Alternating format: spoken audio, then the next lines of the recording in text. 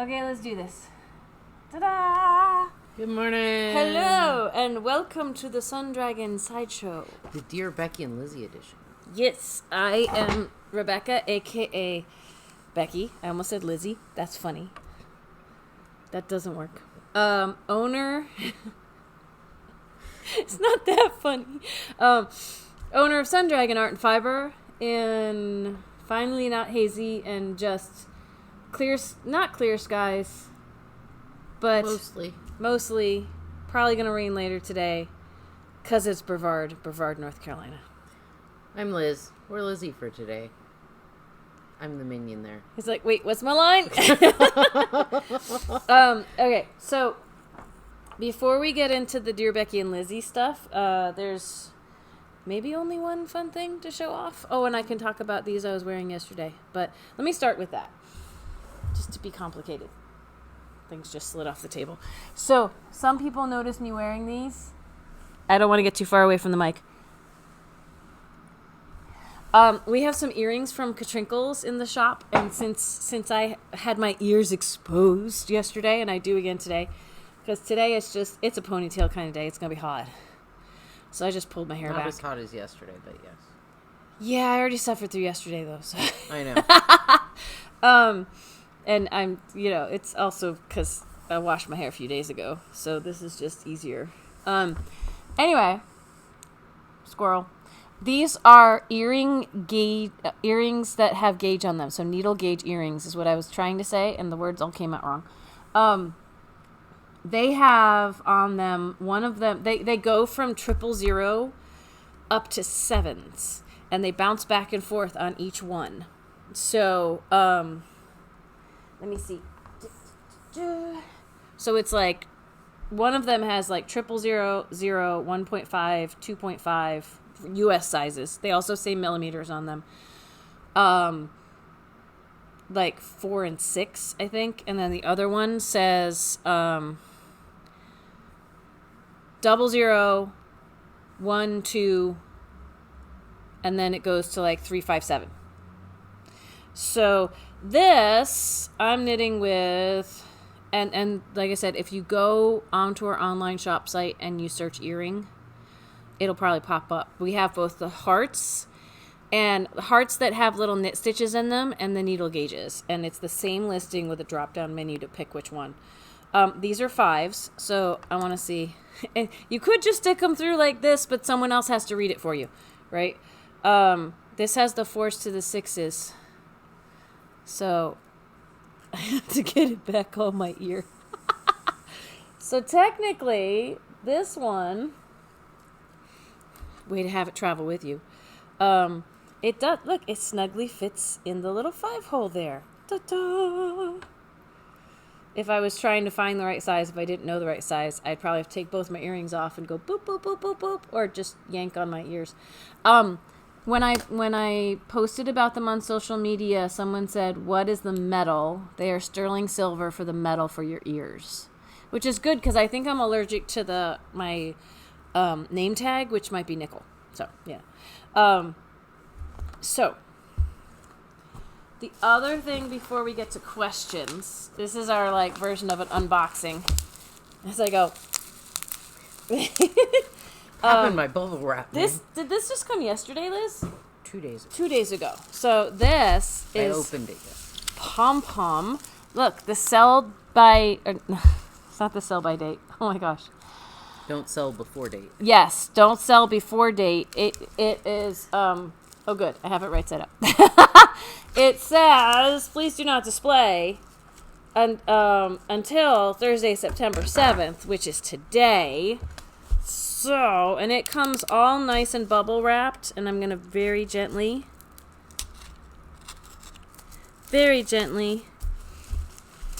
cut the tape without damaging the books. This is the first time in a while that we haven't scoped it out earlier. No, we usually open it and go, ooh, and, rawr. This one, I think, I want to say Carol kept talking about it, and she was waiting for it, because this is one that was edited or brought together by Farmer's Daughter. Candace English of Farmer's Daughter Fibers is the guest editor. And she made it her mission to be pulling from indigenous designers, I believe. So, whether that is Native Americans or, like, this is published in the UK. So, it feels nice. I love that feel. The Pom Pom issues are a little bit bigger. We recently got the crochet anthology in. And that's the older size, which was a little smaller. I like that they're publishing them a little bit bigger now. Socks. I've been seeing stuff on social media about this. Open Skies. Okay, Candace has been an inspiration for a long time, both as a dyer and advocate for indigenous women. And so it might be more Native American because the woman from Farmer's Daughter Fibers is from the U.S. So her life in the American West is from indigenous roots and life in the American West. So there are these the socks, Liz, that you were like, socks, ooh, cute socks. They are adorable. And they have color work across the underside of the toes, too. Oh, like my gosh, the look top at that. and bottom. Boop. I am going to... Oh, that's gorgeous. Yeah, there's some... I got to go back to this other page. There's like fringe hanging off this sweater. It's going to be hard for us to show them off online here. Oh my gosh, look at these pictures. We have limited copies. We might have about 10 copies. I will make sure the listing is up online. Oh, this shawl looks a lot like the one from Caitlin Hunter that I made. It's knit and crocheted. Oh, show them. The yoke is knit based on prairie shawls, and then the rest of the sweater is knit. So it's a combination. You just said knit twice. Can you clarify what's crocheted? The yoke is crocheted. Okay. I know what you meant, but what you said was a little different. This is color work here. This is just gorgeous. I will do my best to have it up online, and if I can get the oh, look, it's a crochet bag with fringe. If I can get some of the publicity photos up, cute little hat with some color work in it. This is fantastic, and we can officially sell it today. If you like having baubles on your sweater, we've got one with baubles on the arms and the collar. We have another pair of socks. Oh, this is very pretty. I think I'm going to have to do the prairie skies. I know Liz just showed this off, but it's hard to see. The third picture, so the next page is really, really pretty. It's the whole sweater. Well, I was showing the one that... Yeah, that's the one I was... Yeah, that's why I wanted to show that one off. Yeah. Oh, cabled mittens. Oh, yeah. If we run out, we might be able to order more if people are like, ooh, that's pretty. Oh, Prairie Skies is grannied. It looked like a granny. That Prairie Skies is the one that has the yoke. We just finished our Granny Square make-along, but that doesn't mean you can't still make Granny Square stuff. Maybe we gotta, both of us have to make that.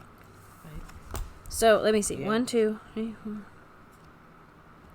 We have 10. It sounds like we might be down to 8 if Liz and I want a copy. But I will try to get this up online just as soon as I can. Maybe even before we publish this video. Check the online shop. I will put it in the new listings at the bottom of the main page. It looks cool. Yeah, I got to get it into the system too. So that's my morning's work probably. But that's our unboxing. Yay! I was like, my second colorwork sweater. I was like, I'm gonna get it to the colorwork so I can show it all off to y'all, and put it in morning meditation. I was so tired last night. Doing all these fun new things is catching up with me that I am still working on the ribbing because the Koi Vua by Caitlin Hunter needs 2.5 inches, and I could change this and make it fewer, but I like following patterns the first time just to show off what, I might make small modifications. So I am at, and Liz is pulling up, and she probably already has it ready, but, you know me, I keep talking. I'm double checking because, Yes. I'm at 1.5 inches. I need another inch of ribbing before I move on. And actually, what it turned out, it was a good thing I started falling asleep knitting last night, because if I had wanted to move on, I would have needed needles I didn't have, because I'm on 5s right now for the ribbing, and I would have needed 16-inch 7s. Not a thing. And I brought home a 40-inch 7. Could have magic looped it. Not in the condition I was in last night, though. So I'm going to try knitting a little while we talk, and I probably will stop as we answer questions. What do we have for questions today, Liz? Okay, I'm going to do these in backwards order that they came in, because one is a question for pattern recommendation, and we may or may not have an answer we for may that. or may not have an answer for that. Okay. So, hello, you two. I have a question. I would love to knit a V-neck cardigan with a double knit button band. Oh. I think they look so good, and I love the structure that the double knitting gives the button band. However, I am reluctant because I always have trouble getting the right ratio and picking up a button band, and I have done very little double knitting. Do you have any suggestions for patterns that might be beginner friendly? Thanks so much. Love, love, love, you two. The short answer is no. We don't. And I hate to disappoint you. So double knitting can mean a couple of different things. Like, my first impulse went to like a one that was doubled over and kind of sewn in, but I don't think that's what she means. I don't do a lot of double knitting. If we mean double knitting, like one color on each side, or like double layer as you go is, I think, what. I don't do a lot of that, unfortunately. It might look nice, but to me, it's a little bit more of a pain to knit. And as I say on here all the time, I just love everything about knitting, or every single style, and I can't pick a favorite. Double knitting isn't really on my list, and maybe it's because I haven't done it as much. I have dabbled twice with double knitting.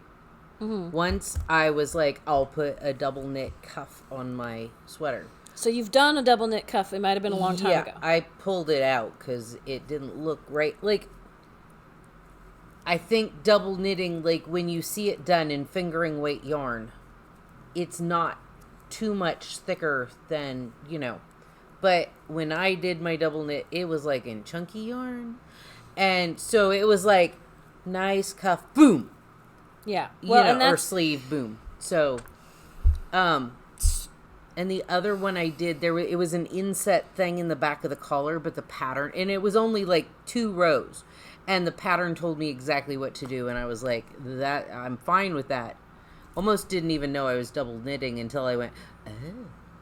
Okay, so beginner friendly and double knitting are not oxymorons necessarily, but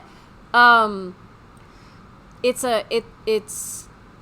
a step up from beginner. Beginners can do it, absolutely.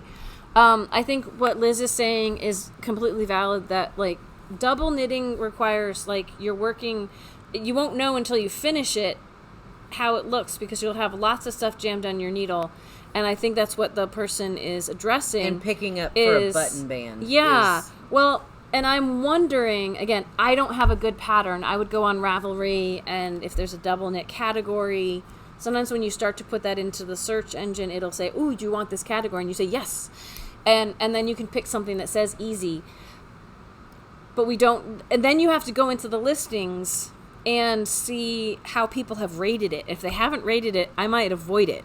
But if they've rated it, yes, this is a clear instructions and a good pattern, then use like the metaverse to help you know what's good and what's not. When I find a pattern that I like that might be more complicated than I want to do, I go to the projects. I see the rating, but I also go to the projects and see how many people left notes. Like, this was harder than I thought. This was way easier than I thought. Oh, look, it's my first time doing X, and it was easy based on this pattern. Like, I'll read what people thought about it, and like going into the metaphysical realm of knitting. So we're talking theoretical knitting, like theoretical physics right now for me. A double knit button band. My brain is going, okay, you might want to start by picking up the number of stitches that's gonna work for a regular button band, and maybe on your first row either pick up stitches behind it or increase into that. Like, there's got to be a way, and I'm hoping someone has come up with it, to pick up from the, like, you need to have it balanced, or else it's gonna just get chunky in there. There is, you, like, when I did my sleeves or my cuffs on my sleeves, and I was looking at how to do it, you pick up 2 stitches per, like, one is knit and one is purled per stitch that you're going around, so you have a front and a back all in the same stitch. And hopefully when you do it, it settles into front and back. You knit one stitch and purl the next stitch to where you have both stitches with the knit side out, and then when you come together, you can just, knit, bind off kind of thing. But you're doing a front. It's like when Rebecca holds her hands like this. You're doing both sides at the same time, but they all come out of the front and the back come out of one stitch. And I think it's really hard for that not to be bulky. Yeah.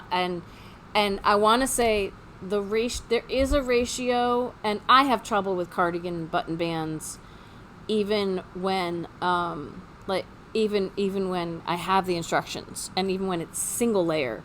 I want to say it's like 2 stitches for every 3 rows is supposed to, but it might be 3 for every 4. It really depends on the thickness of the yarn and what needle you're using, and sometimes even with the magic ratio, it's not gonna come out quite right, or yours might be different than the pattern writers, so there's lots of challenges there.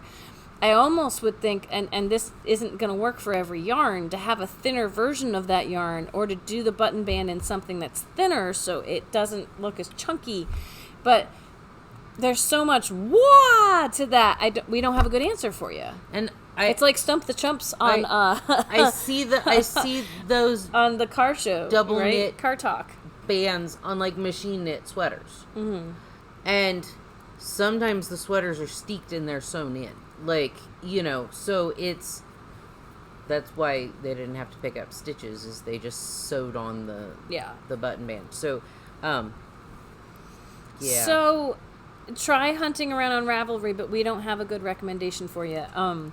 I struggle enough with cardigan button bands, and then the double knit, getting that to look right, I don't have enough practice.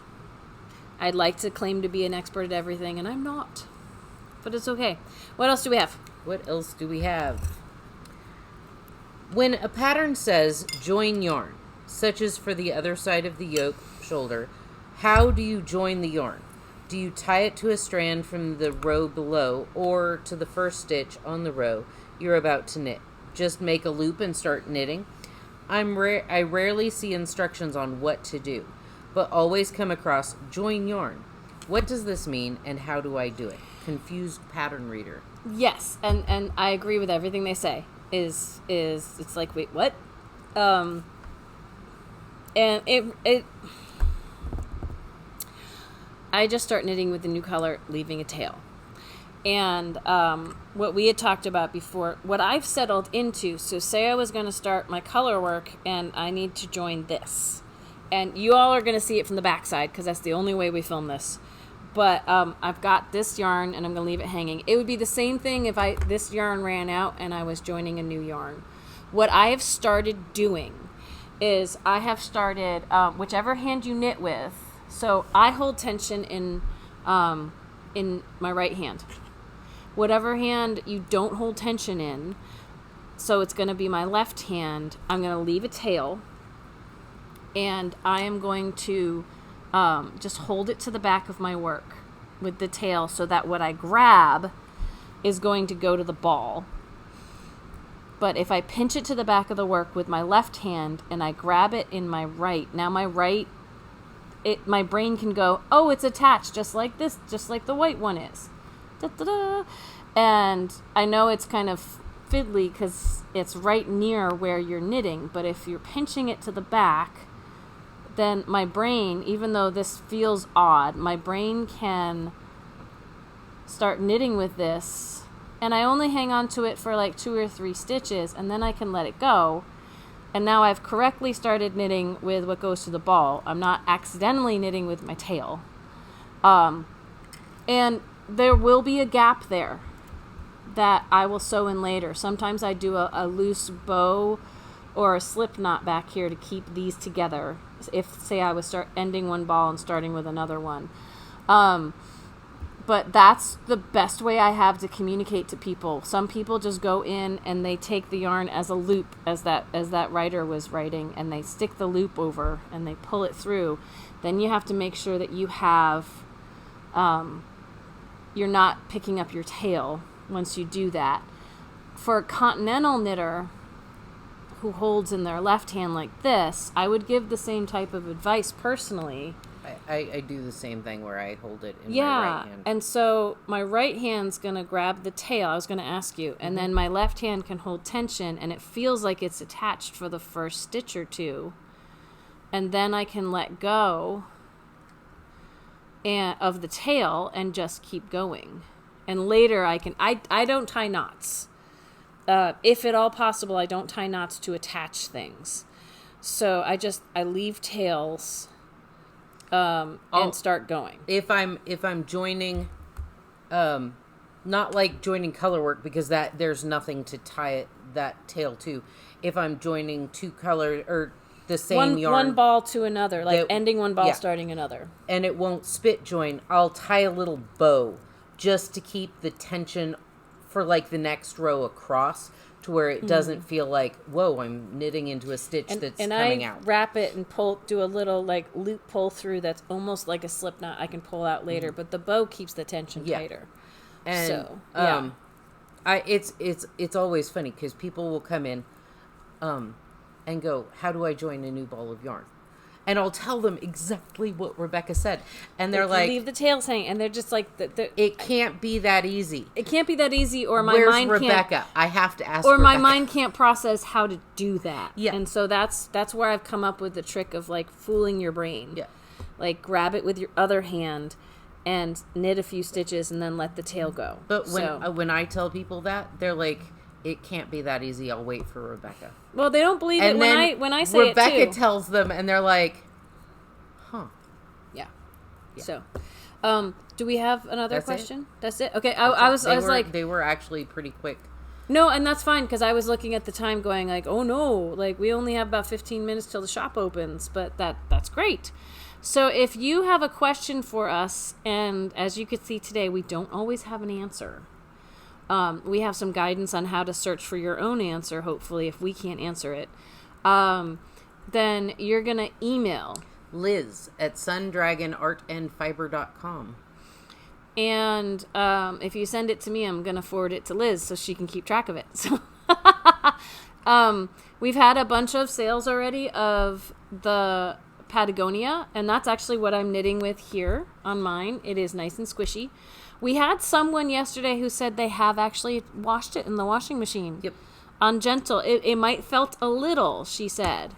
But it blooms, it fluffs. So again, if you're knitting on a bigger needle, it will look wonderful, apparently, if it's washed. So I always say do everything with a little bit of caution. You know, like she said, it did felt a little, and if the warmer the temperature of your water, the more things might go funky. I'm sure there's dots inside that little bucket that tell you to keep it cold. There's temperature dots on those. There's a temperature dot, and I think it's Celsius, but I don't know. There's a number on there too. Yeah. Yeah. Okay. This is getting little thingies in the center from being wound up real tight. Anyway, so there we go. Ta-da! Tomorrow we have virtual sit and stitch.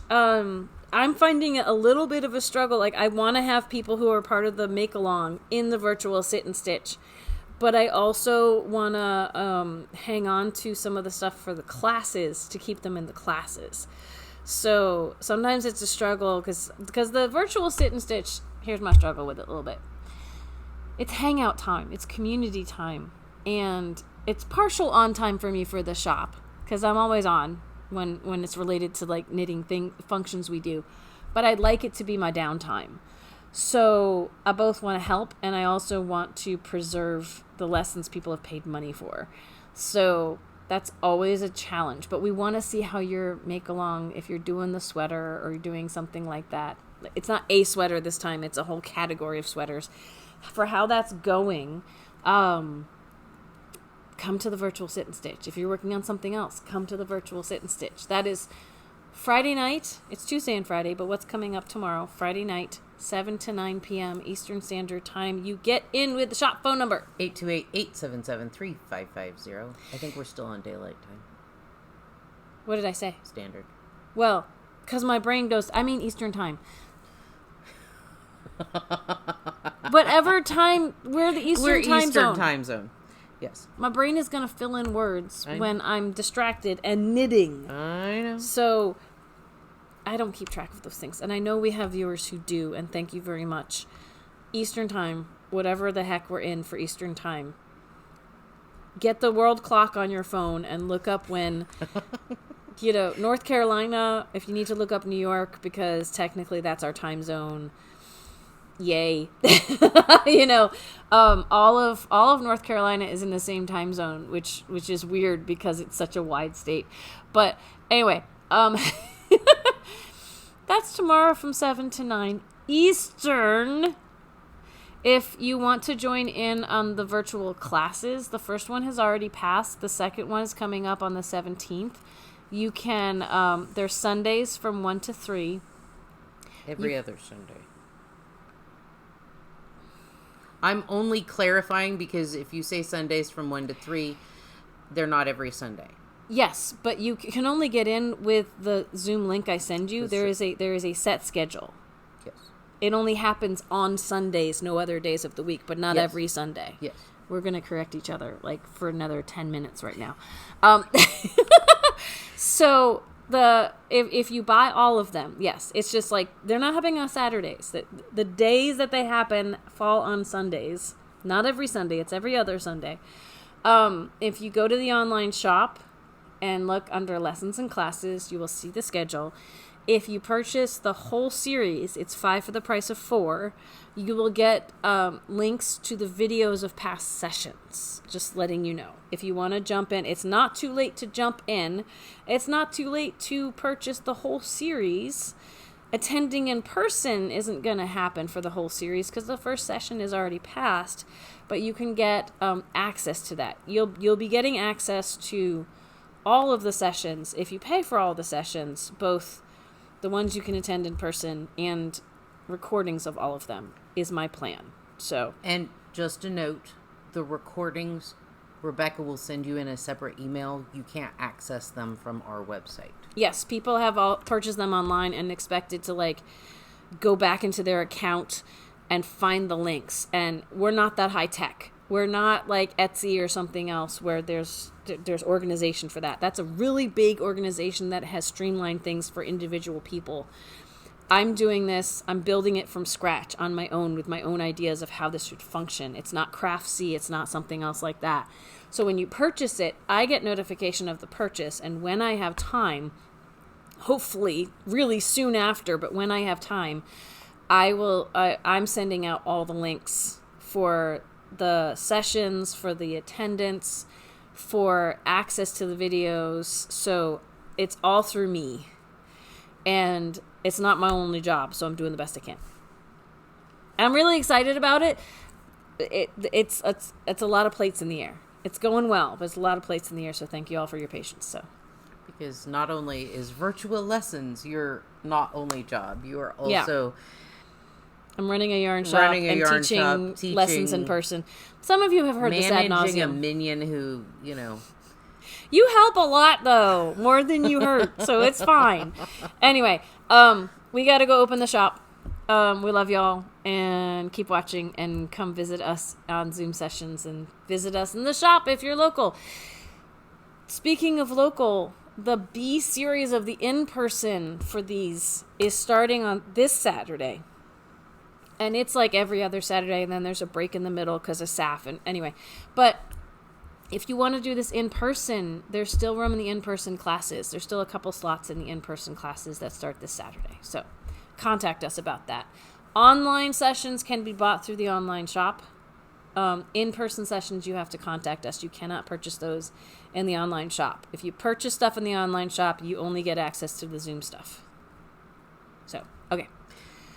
Like, subscribe, ring the bell. All the fun stuff. We gotta go. We were at 1669 this morning. So we've almost hit the next 10 benchmark. Anyway, subscribe. It's fun.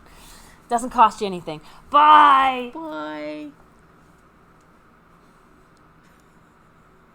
Why am I walking around? I don't know. Push the button. Just push the button. I gotta make new habits.